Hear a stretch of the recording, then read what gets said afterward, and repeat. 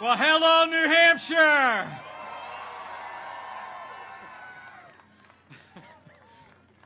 Well, you all are a sight for sore eyes. Thank you for coming out today.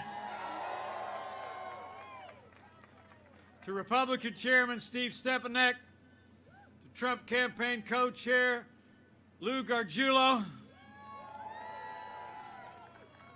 to all of my fellow Americans, from near and far, it is great to be back in the live free or die state, just 13 days away from a great victory for freedom all across New Hampshire and all across America.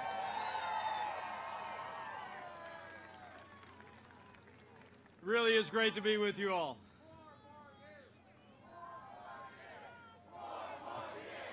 There we go.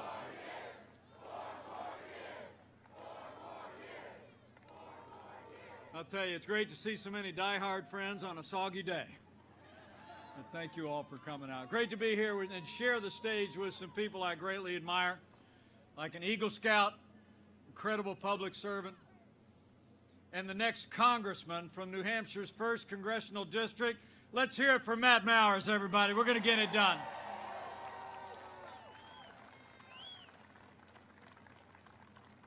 It's also great to be here today with really an incredible American, a West Point graduate, Army Ranger, a successful businessman who loves the state of New Hampshire, and he's going to be the next great senator for the state of New Hampshire. Join me in thanking Corky Messner, everybody.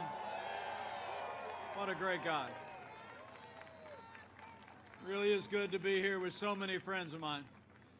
And speaking of friends of mine, started my morning bright and early today talking to another friend of mine. A man who loves the Granite State and who has spent the last 4 years keeping every promise he made. In this first in the nation primary state, I bring greetings from the 45th President of the United States of America, President Donald Trump. But I got to tell you, Matt and Corky and I and all of you are here for one reason and one reason only. And that is that New Hampshire and America need 4 more years of President Donald Trump in the White House. And the road to victory goes right through New Hampshire. It's on, everybody. It really is great to be here. You know, it really all kind of began here in New Hampshire. Not only are you the first in the nation primary, but you were the first primary that said yes to President Donald Trump.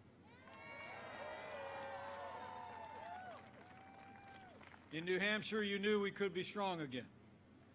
You knew we could be prosperous again. You knew America could be standing tall at home and abroad again. You said yes in that first in the nation primary to President Donald Trump in 2016, and I know New Hampshire's going to say yes to President Donald Trump in 2020.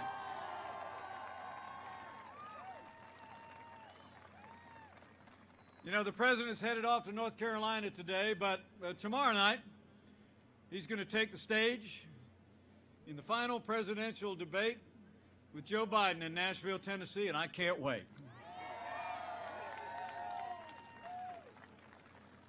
You know, we had a little debate of our own over in Salt Lake City a couple weeks back. Thank you. Some people think we did all right. Thank you.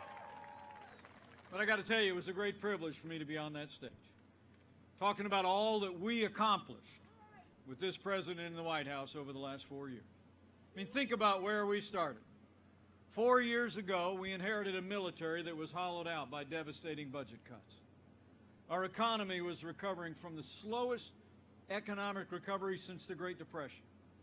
Terrorism was on the rise around the world, and we'd witnessed a steady assault on our most cherished values.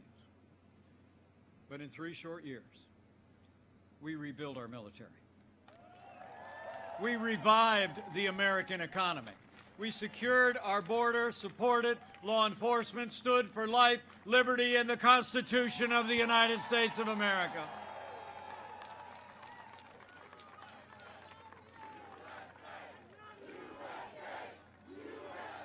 It's been America first.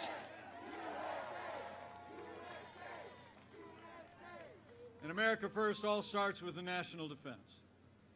You know, when we took office, we'd seen years of reckless budget cuts to our national defense when Joe Biden was vice president of the United States. But President Donald Trump, he actually signed the largest investment in our national defense since the days of Ronald Reagan. And I have to tell you, not just as your vice president, but as the proud father of a United States Marine and the father-in-law of a United States Navy pilot,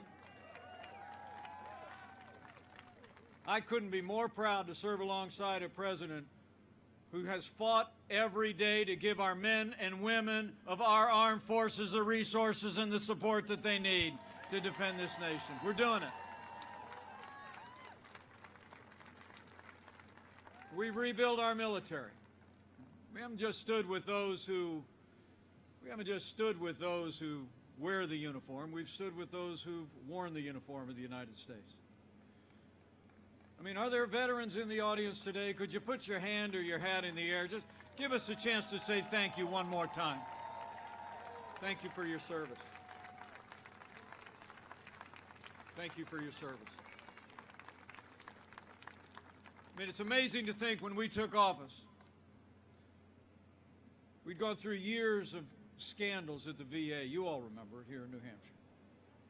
I mean, when Joe Biden was vice president, we literally had veterans who were perishing, waiting to receive treatment at VA hospitals. But when President Donald Trump walked into the Oval Office, everything changed. We passed the most sweeping reforms of the VA in 50 years. We fired thousands of VA employees that were not giving our veterans the care that they earned in the uniform of the United States, and Veterans Choice is now available for every veteran in America.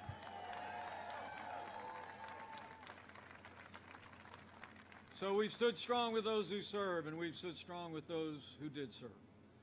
And all along the way, President Donald Trump revived our economy with the time-honored principles of freedom, free markets, and free enterprise. And after the slowest recovery since the Great Depression, we created the greatest economy in American history.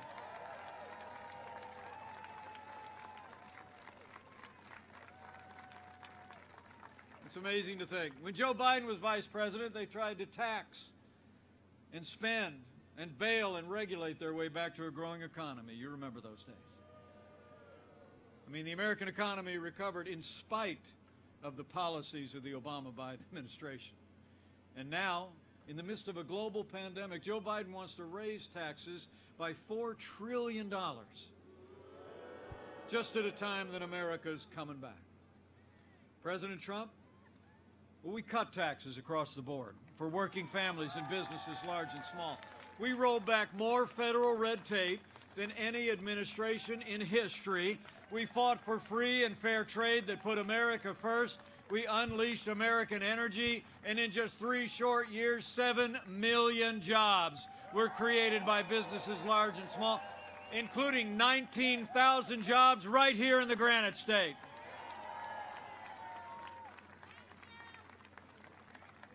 I mean, I'm proud to report to you, under President Trump's policies and leadership, average hourly earnings grew faster in our first 3 years than in all 8 years when Joe Biden was vice president.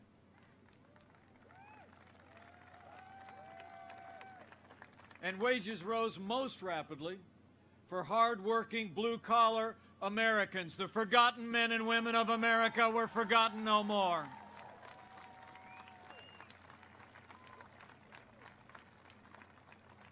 You know, and on health care, you all remember the disaster of Obamacare. Remember the big 3 promises? They said if you like your doctor, you can keep it. That wasn't true. They said if you like your health insurance, you can keep it. That wasn't true. They said health insurance premiums would go down. You know, when we took office, health insurance premiums had actually doubled in the wake of Obamacare.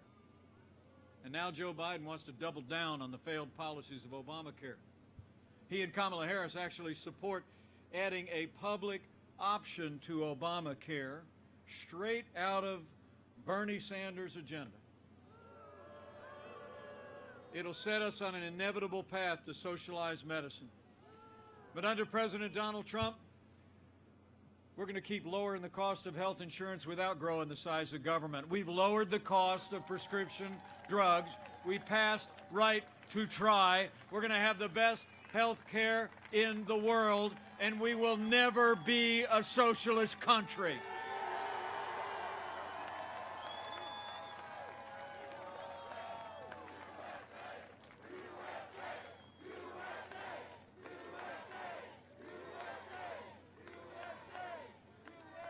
So it's been about jobs, it's been about prosperity, rolling back red tape, giving the American people a health care system built on the principles of free enterprise. And when it comes to economic policy, our international trade here in New Hampshire and all across America is vitally important. The truth is, when we took office, half of our international trade deficit was with Communist China. Joe Biden's been a cheerleader for Communist China all along the way. And closer to home, in the decades that followed the passage of NAFTA, remember, Democrats always used to like to talk about everything that was wrong with NAFTA. But Joe Biden never lifted a finger to reform NAFTA, as literally thousands of factories closed across the country and those jobs were shipped south of the border and overseas. It's amazing to think. After all those empty promises and all those failed policies, President Trump stepped into the Oval Office. We put China on notice. We said the era of economic surrender is over. We imposed tariffs on China, and we'll keep standing strong on China until they open their markets to American goods and protect the private property rights of American enterprise. And on NAFTA, the guy that wrote The Art of the Deal got America a great deal. NAFTA is gone. The USMCA is now the law of the land.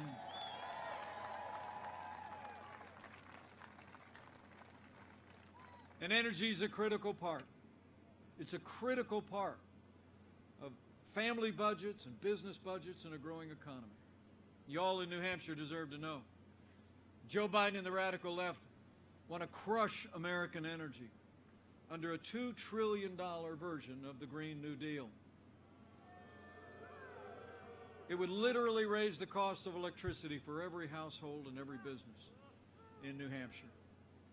I mean, it's incredible when you think about it. I mean, President Trump actually had to remind Joe Biden in that last presidential debate that he supported the Green New Deal. But I got to tell you, there ain't much difference between AOC's Green New Deal and Joe Biden and Kamala Harris's Green New Deal. And that's just how USA Today identified it. I mean, the truth is, Joe Biden's talking about mandates out of Washington, D.C. that would stifle American jobs and economy. He said he wants to abolish fossil fuels in this country. Under President Donald Trump, we've unleashed American energy. And under the policies of this president, we've developed the vast natural resources of this nation, and we're now a net exporter of energy for the first time in 70 years.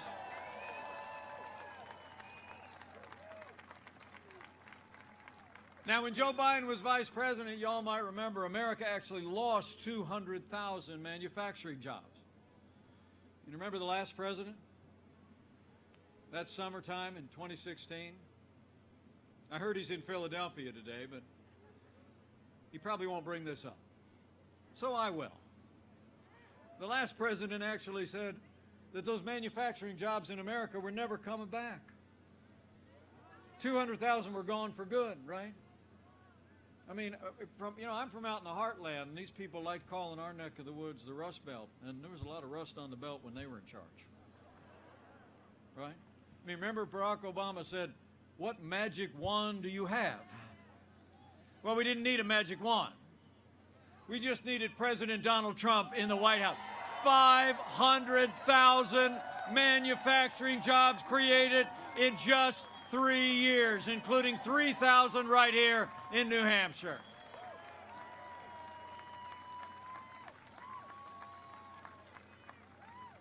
I mean, it's just incredible when you think about it, the progress that we've made. And this president's been a champion all along the way of American jobs and American workers. And as I stand before you today, men and women, we have a choice to make. I mean, truthfully, in this election, come November 3rd, it's going to be a choice between a Trump recovery and a Biden depression.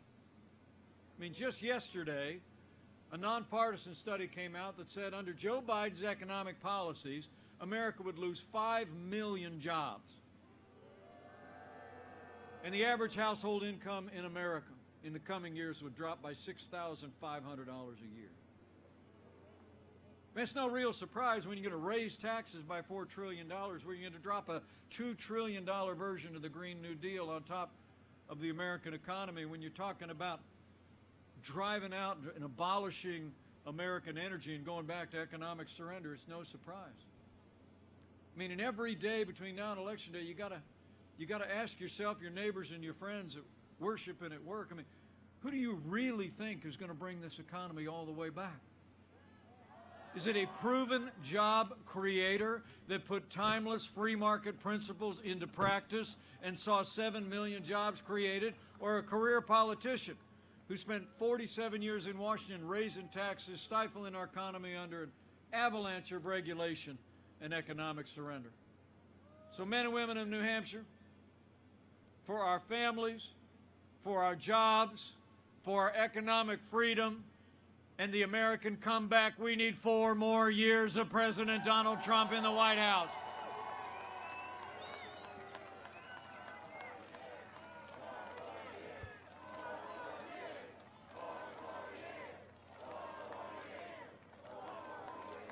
So it's been about security.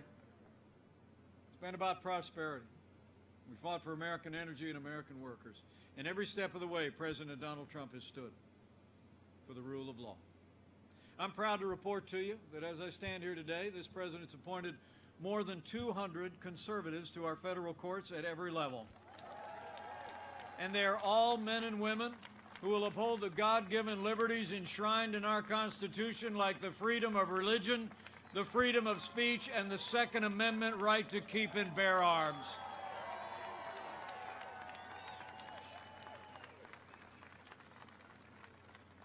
And I'll tell you what, we'll always defend the freedom of speech and the freedom of the press.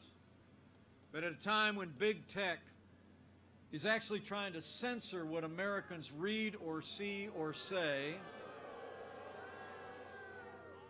we're going to take a stand. You all might have seen yesterday the Justice Department launched an antitrust lawsuit against Google.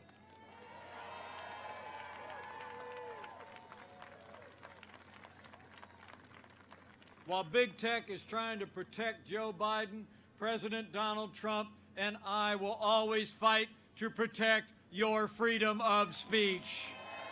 We're not going to let big tech block the truth, not now, not ever.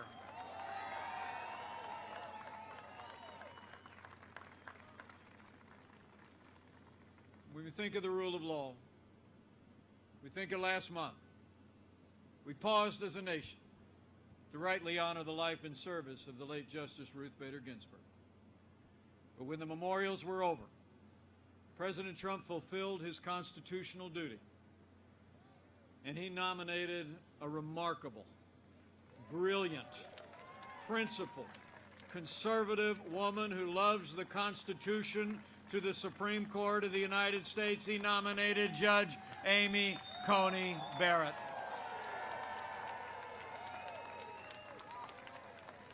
Isn't she great? Now, the President and I are calling on Democrats to give Judge Barrett a respectful and dignified confirmation. But we have reason to be concerned. I mean, you all remember a couple years ago, during her last confirmation to the Court of Appeals, the leading Democrat on the Judiciary Committee actually criticized Judge Barrett's Catholic faith. She said it was a concern, saying, and I quote, "The dogma lives loudly within you." And Hollywood elites have already begun to criticize Judge Barrett's faith. Well, I got news for the Democrats and their friends in Hollywood. That dogma lives loudly in me. That dogma lives loudly in you. And the freedom to live, to work, to worship according to the dictates of our faith lives loudly in the Constitution of the United States of America.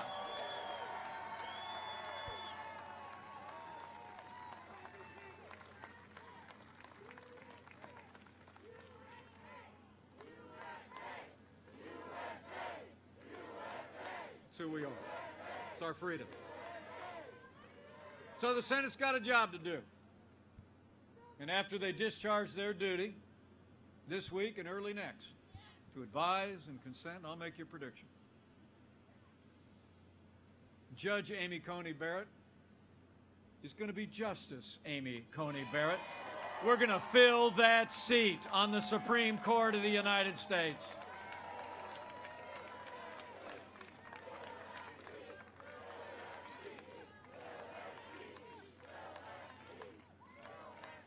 You know, while we're talking about the Supreme Court, people here in this freedom-loving state deserve to know. After 150 years, with 9 justices on the Supreme Court of the United States, leading Democrats in Washington are actually talking about packing the court. Adding seats to the court so they can appoint liberal activist judges to drive their agenda from the judicial branch. I mean, last Thursday night, Joe Biden said in his town hall that he's, quote, open to considering packing the court. Kamala Harris said in the primary she was, quote, absolutely open. And when I asked her during the vice presidential debate what the answer was, she refused to give me a straight answer. Now Joe Biden is telling the American people that he'll tell us what he's going to do after Judge Barrett is confirmed next week, even though millions of Americans are voting right now. I mean, come on, man. The American people deserve a straight answer. When you're running for the highest office in the land, you got to tell America whether you respect the highest court in the land. Am I right? I mean, come on. You know, I was born in the morning, but not yesterday morning. I mean, we all know the answer. Joe Biden and Kamala Harris aren't answering the question because we already know the answer. Joe Biden, Democratic Party, and the radical left are going to pack the court with liberal activist judges if they win this election. But we're not going to let it happen. We're going to re-elect a Republican majority in the Senate, and we're going to re-elect President Donald Trump for 4 more years.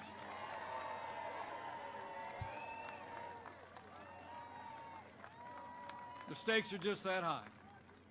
Men and women, packing the court like these Democrats are planning to do, that'd be the greatest power grab in American history. And we got to talk to our neighbors and friends about it and about the stakes. I mean, it's just one more reason why right after you re-elect President Donald Trump, you got to send Corky Messner to the United States Senate. Corky Messner will stand for the Constitution, the rule of law, and independent judiciary. So we've stood for the rule of law. And every single day, as I've served alongside this president, I've seen it. President Donald Trump has stood with the men and women who serve on the thin blue line of law enforcement, and we always will.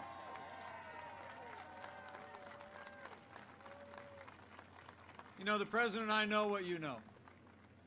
And that is, the men and women who put on the uniform of law enforcement are the best people in this country.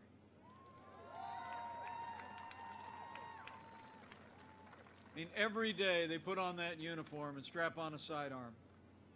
They walk out the door, kiss their families goodbye. They count our lives more important than their own. And those who serve in law enforcement deserve the respect of every American every single day.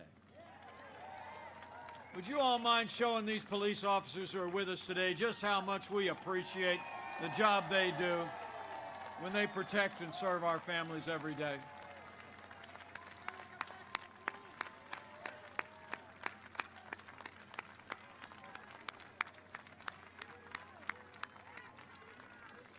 Thank you for that. You know, President Trump and I will always support the right of peaceful protest enshrined in the Constitution.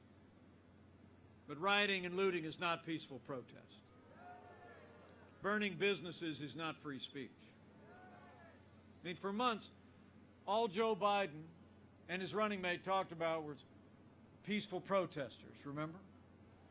Literally, as we saw businesses in our major cities burned to the ground. I was in Minneapolis just a few weeks ago, standing at the ruins of Flora Westbrook's salon. Flora is a wonderful African-American business owner. Started that salon in Minneapolis 35 years ago. It became a centerpiece of the community. And she told me the story about just days after the killing of George Floyd, how she saw the violent protesters come closer and closer and closer to her business until the night they burned her out.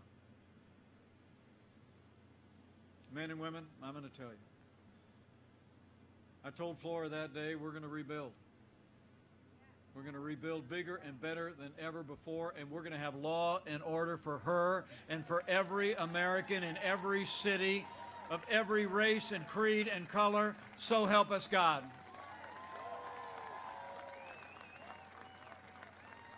I mean, the truth is, Joe Biden would double down on the policies that are leading to violence in our major cities. When you start to erode support for those who protect and serve our families, you just embolden those who would do violence to those we love and to our community. Now, Joe Biden explains it all by saying that America is, in his words, systemically racist. And he and his running mate repeatedly say that police officers have a, quote, implicit bias against minorities.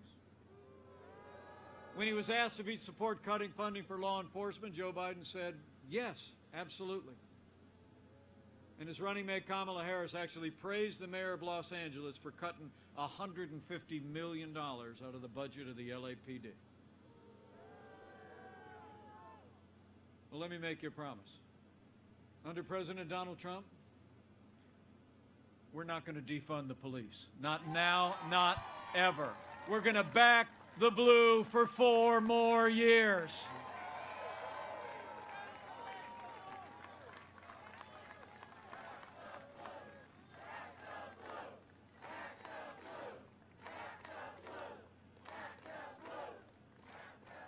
I mean, the president and I know what you all know. We don't have to choose between supporting law enforcement and supporting our African-American neighbors and friends and minorities and everyone that lives in our cities. I mean, I couldn't be more proud to be a vice president to a president who supported funding for the hiring of 4,000 new police officers. When violence broke out this summer, we literally surged federal officials in Operation Legend to every major city in the country, and we've arrested nearly 3,000 violent offenders already, restoring peace to our streets. But at the same time, in that same period of time, because of this president's policies, we saw the lowest unemployment ever recorded for African Americans. We created more than 8,000 opportunity zones for inner city families. We signed historically black colleges and universities, their largest budgets ever, and made them permanent. And we have fought for educational choice for every family in every city in America.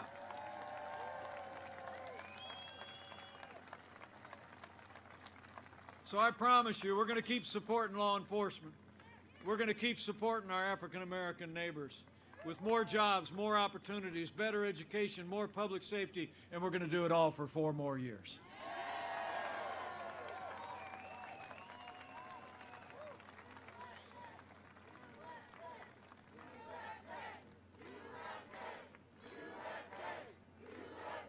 So we've stood for the rule of law, stood with those who defend our families at home and abroad. And when it comes to values, I couldn't be more proud to serve alongside a president who has stood for the religious freedom of every American of every faith every single day. President Donald Trump is the greatest champion of people of faith in America in my lifetime. And I couldn't be more proud to serve alongside a president who stands without apology for the sanctity of human life.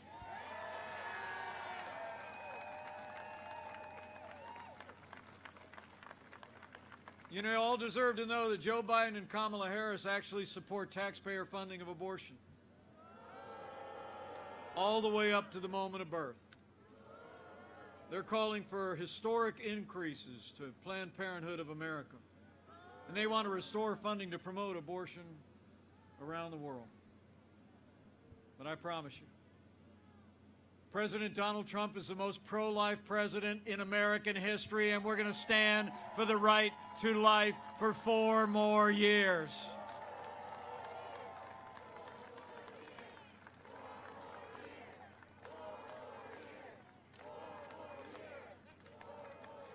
So in our first 3 years, amazing to think what we all accomplished. We rebuilt our military, we revived our economy, we stood for law and order, liberties, and life. And that's why.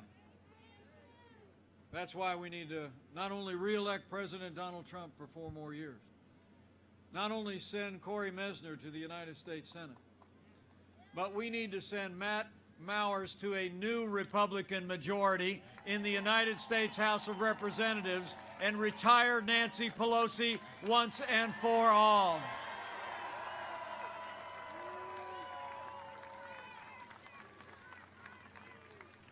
I mean, when you look at what we were able to accomplish when we had Republican majorities in the House and the Senate, men and women in New Hampshire, you know the job before us. I mean, it's amazing to think in 3 short years, with the President in the White House, with our allies in the House and the Senate, only one way you can describe it. In 3 short years, we made America great again. Right? I mean, we just did.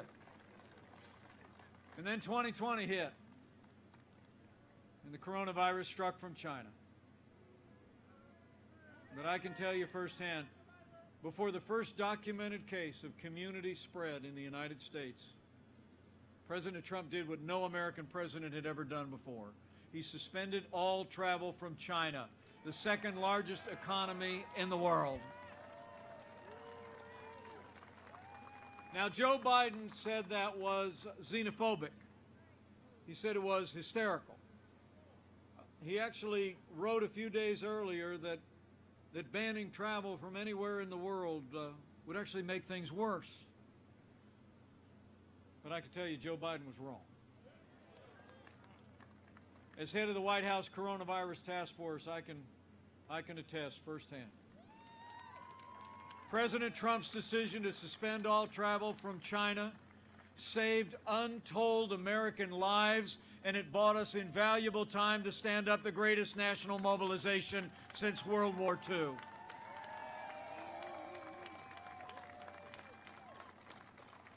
I mean, we reinvented testing. We saw to the manufacture and the distribution of billions of supplies.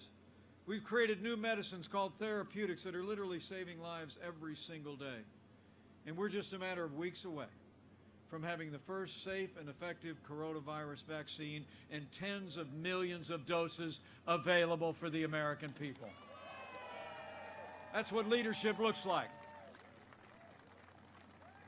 In fact, the President just announced last week a plan with CVS and Walgreens to deliver and administer vaccines to our seniors in nursing homes for free all across America the moment it becomes available.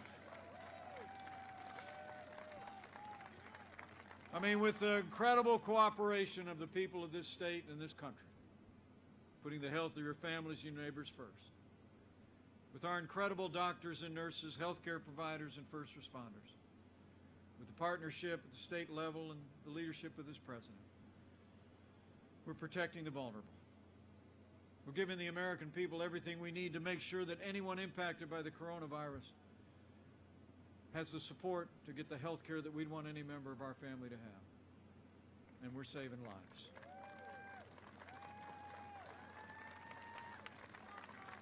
And where Joe Biden is talking about shutting down the economy, we're opening up America again.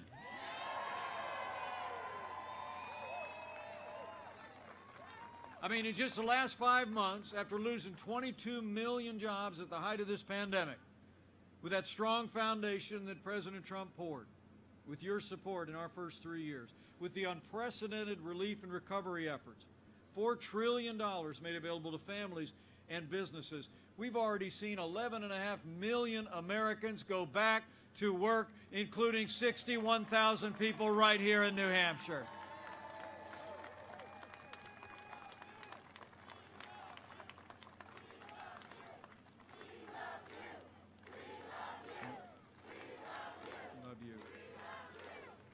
We're opening up America, and we're opening up America's schools.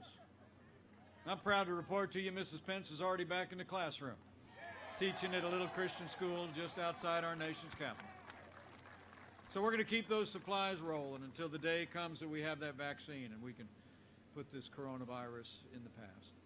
And for all the progress we've made, it's a testament to our president's leadership, to an incredible free enterprise system, great research companies, great doctors and nurses. Let me also say it is a testament here in New Hampshire to the strong and compassionate leadership of Governor Chris Sununu.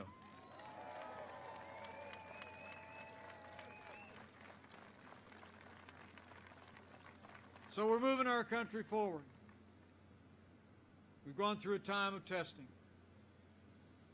But in just 13 days, we're going to come to a time for choosing, which is why I'm out here and you're out here in the drizzle today in New Hampshire. You know, when you look at their agenda, higher taxes, open borders, socialized medicine, a Green New Deal, defunding the police, packing the courts, it's clear. Joe Biden would be nothing more than a Trojan horse for the radical left.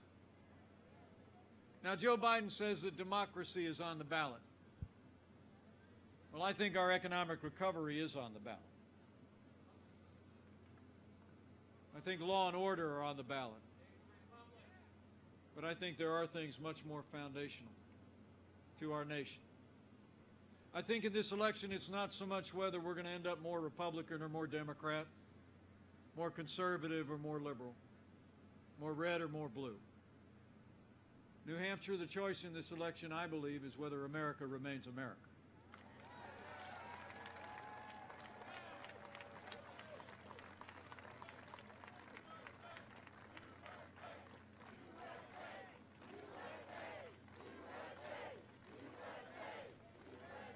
It's going to be a choice of whether we build a future on all the timeless principles enshrined in that Constitution. Benjamin Franklin walked out of Independence Hall and he was asked in 1787 what form of government they'd created. He said, "A republic, if you can keep it."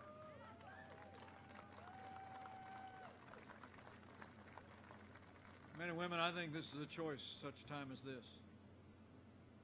It's a choice about whether we're going to keep the republic. It's whether we're going to chart a course based on freedom, limited government, the ideals and the liberties and the principles enshrined in our founding document, or whether we're going to let Joe Biden and the Democratic Party take us on a path of American decline. So let me say, for our freedom, for our republic, for all the ideals that have always made America great, we need to decide right here and right now that Joe Biden will never be president of the United States. We're going to re-elect President Donald Trump for 4 more years.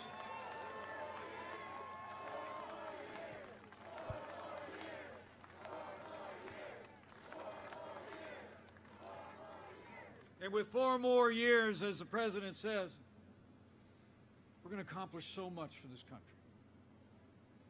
With 4 more years, we'll distribute a vaccine and we'll defeat the virus. 4 more years, we'll maintain America's unrivaled military might and ensure peace through American strength. With 4 more years, we'll make America into the manufacturing superpower of the world and end reliance on China once and for all. We'll uphold religious liberty, freedom of speech, the right to keep and bear arms. We'll hire more police.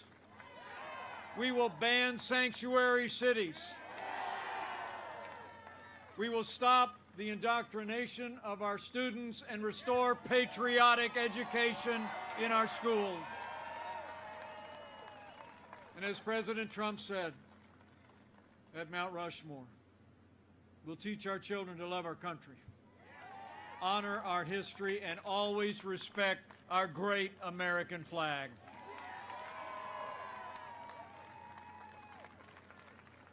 And we'll live by those timeless words of our national motto.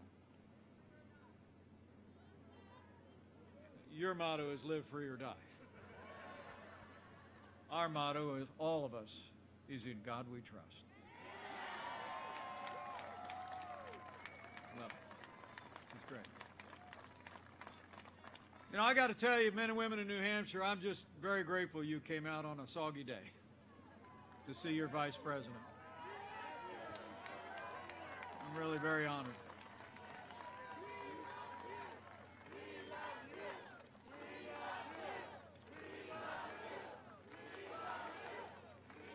I have to tell you, it's the greatest honor of my life to be your vice president, and I thank you for that great honor and for your support.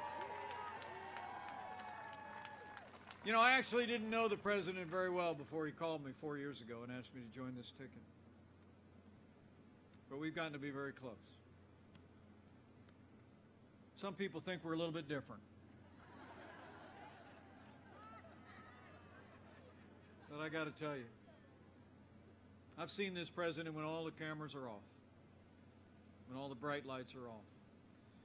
And I can tell you firsthand, having served shoulder to shoulder with him over these last 4 years, there has never been a day that President Donald Trump, against unprecedented opposition and attacks, there has never been a day President Donald Trump hasn't gotten up and fought to keep the promises that he made to the people of New Hampshire. Now it's our turn to fight for him. It's on, New Hampshire. It's on.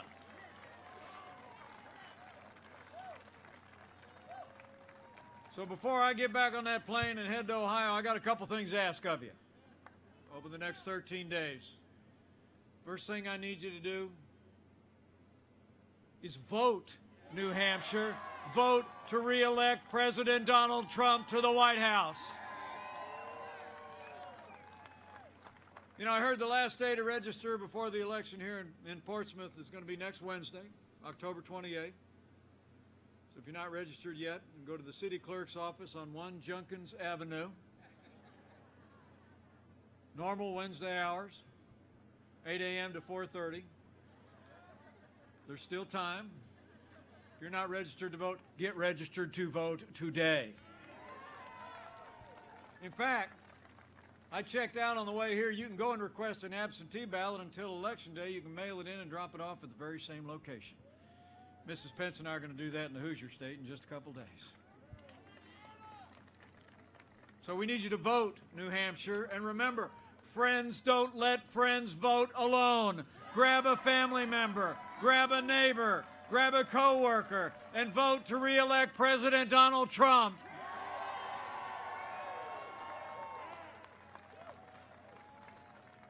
Okay, so after you vote with a friend, second thing I want to ask you to do is go tell somebody. Okay? I mean, I got to tell you, 4 years ago, I never doubted that this president was going to win in that election, and I don't doubt it today.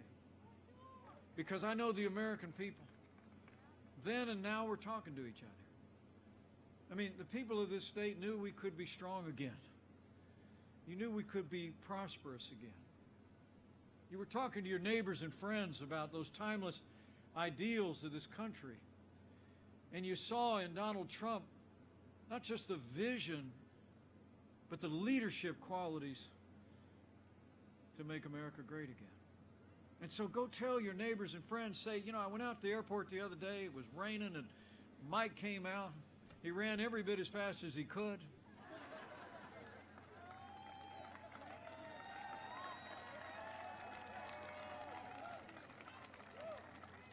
And then he talked to us like for an hour out in the rain. Just about everything we've done, about the choice that we face, and about everything we can do for America with 4 more years of President Donald Trump in the White House. You got to go tell them. And so after you vote with a friend, after you tell your neighbors and friends every day for the next 13 days, I encourage you to do one more thing. You know, traveling all across this country over the last 4 years, I'm convinced of 2 things in this live free or die state. That this is a freedom-loving nation. And this is a nation of faith.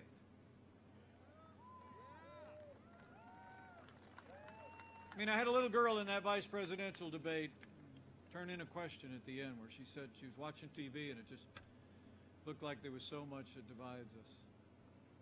But after traveling across America, I'm more convinced than ever that there will always be more that unites us in these United States of America than will ever divide us. And chief among those things is the faith of the American people.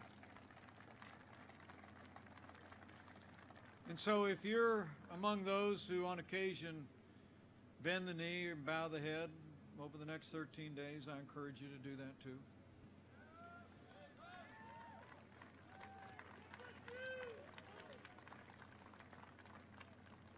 And when you pray,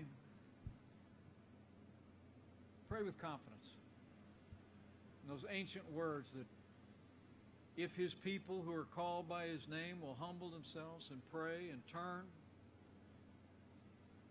that he'll do like he's always done in the long and storied history of this state and nation. He'll hear from heaven and he'll heal this land. This one nation, under God, indivisible, with liberty and justice for all. So pray for America. Pray for all of the American people. It'll make a difference, New Hampshire.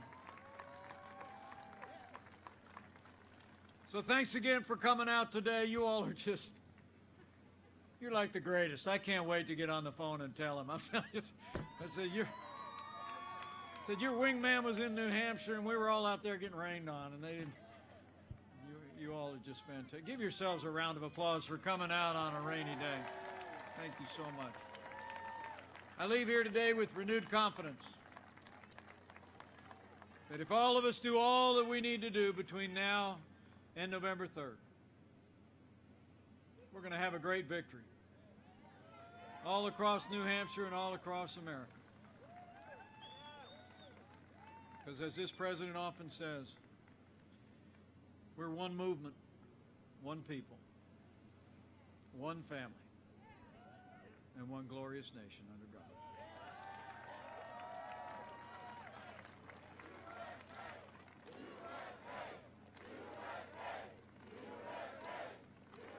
And I just know that together we're going to make New Hampshire and America stronger than ever before. We're going to make New Hampshire and America more prosperous than you could possibly imagine. We're going to make New Hampshire and America more united than ever before.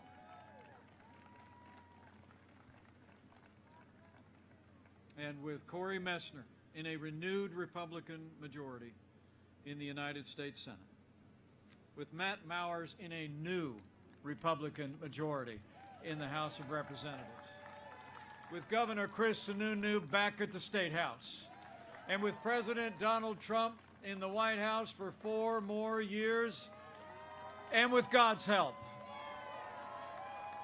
we will make America great again. Again. Thank you all very much. God bless you. God bless America. Let's go get it done, New Hampshire.